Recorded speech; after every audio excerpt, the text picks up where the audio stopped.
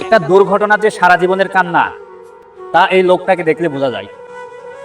মানে এটা দেখার পরে আমার এত পরিমাণে খারাপ লাগছে, শুধু আমার না, বাংলাদেশের প্রত্যেকটা মানুষ এই ব্যক্তিকে দেখার পরে গায়ের লোম হলেও দাঁড়িয়ে গেছে। কেননা একেবারে ভয়ঙ্কর একটা অবস্থা।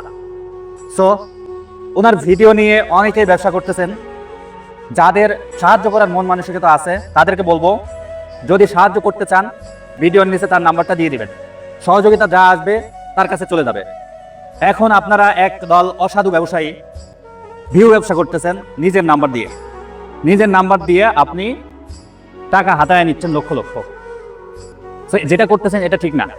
আপনি যে টাকাটা নিচ্ছেন এটার জন্য আপনাকে পরকালে হিসাব দিতে হবে। আল্লাহকে ভয় করেন, আল্লাহকে ভয় করে হলেও এই কাজটা করিয়েন না। যারা এই ধরনের ব্যবসা করতেছেন এটা বন্ধ করেন। আর তার অবস্থা বেশি খারাপ হয়ে গেছে, তাকে যারা উপর পজিশনে আছে তাদেরকে বলবো তাকে দেশের বাইরে পাঠানোর ব্যবস্থা করেন, এটা ভালো হবে।